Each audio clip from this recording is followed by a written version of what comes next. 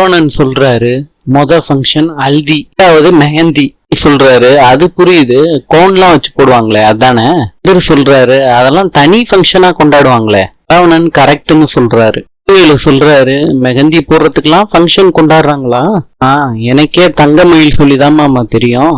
Video காமிச்சாங்க, அதை பார்த்துதான் மாமா தெரிஞ்சுக்கிட்டேன். ஃபங்க்ஷன் வைக்கணும்னு அந்த பொண்ணுல ஆசைப்படுதுன்னு வடிவேலு சொல்றாரு. இவரு சொல்றாரு அண்ணி ஆசைதான் அண்ணனோட ஆசை, கரெக்ட் தானே. சொல்றாரு அதுக்கெல்லாம் ரொம்ப செலவாகும். அப்படியா? பச்சை குழந்தை பாரு சரவணன். பாண்டியன் வந்துட்டாரு. வடிவேலு சொல்றாரு பாண்டியன் கிட்ட, கோயில்ல சிம்பிளா பண்ணணும்னு சொல்றாங்க. பையனுக்கு 3 நாள் கல்யாணம் பண்ணணுமாமே. நாள் நலுங்கா, ஒரு நாள் மருதாணி வைக்கிறதா, அதனாலதான் கல்யாணமே நடக்கணுமா.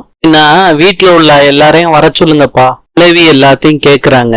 என்ன டெஸ்டினேஷன் வெட்டிங்கா? சூப்பரா இருக்கும். மதி சொல்றாங்க ஒரே நாள்ல சாப்பாடு கல்யாணம்லாம் வச்சுக்கலாமே, எதுக்கு 3 நாள் செலவு பண்ணணும். சரவணன் சொல்றாரு உங்களுக்கு விருப்பம் இல்லாட்டி வேண்டாம். பாண்டியன் சொல்றாரு உனக்கு ஆசையா இருந்துச்சுன்னா சொல்லுடா. உனக்கு அப்படி கல்யாணம் பண்ணணும்னு ஆசையா இருந்துச்சுன்னா அப்படியே பண்ணிருவோம். மதி சொல்றாங்க இதெல்லாம் பண்ணணும்னா ரொம்ப செலவாகும் போல இருக்கே.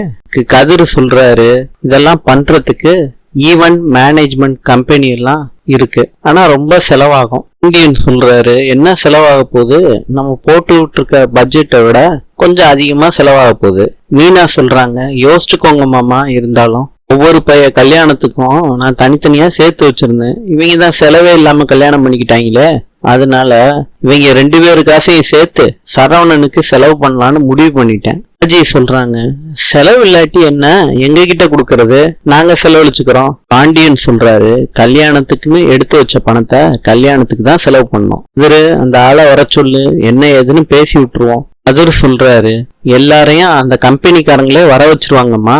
பாண்டியன் சொல்றாரு இப்படிப்பட்ட கல்யாணத்தை குன்னக்குடியில பாத்துருக்கவே மாட்டாங்க, ஜாம் ஜாம் நடத்தி வைப்போம். கிட்ட மீனா சொல்றாங்க நான் அழுதேன்ல எங்க அம்மா அப்பாவை பார்க்க போயிட்டு வந்தப்ப, அதனால ராஜியும் உங்க அம்மாவும் போய் எங்க வீட்டுல பார்த்து பேசிட்டு வந்திருக்காங்கன்னு சொல்றாங்க. ராஜியும் கதிரும் பேசிட்டு தூங்கிடுறாங்க. மயில மீட் பண்றதுக்காண்டி சரவணன் கோயில்ல இருக்காரு. மயிலும் வந்துடுறாங்க. மயில் கூட சாமி கும்பிட்டுட்டு கொஞ்ச நேரம் பேசிக்கிட்டு இருக்காரு சரவணன். வீட்டுல நடந்ததெல்லாம் சரவணன் சொல்றாரு மயில் கிட்ட. வடிவேலுவும் பாண்டியனும் கோயிலுக்கு வர்றாங்க. வடிவேலு சரவணனும் மயிலும் பேசிக்கிட்டு இருக்கதா பாத்துடுறாரு. பாகிஸ்தானின் தலைநகரம் இஸ்லாமாபாத். நாளை சந்திப்போம்.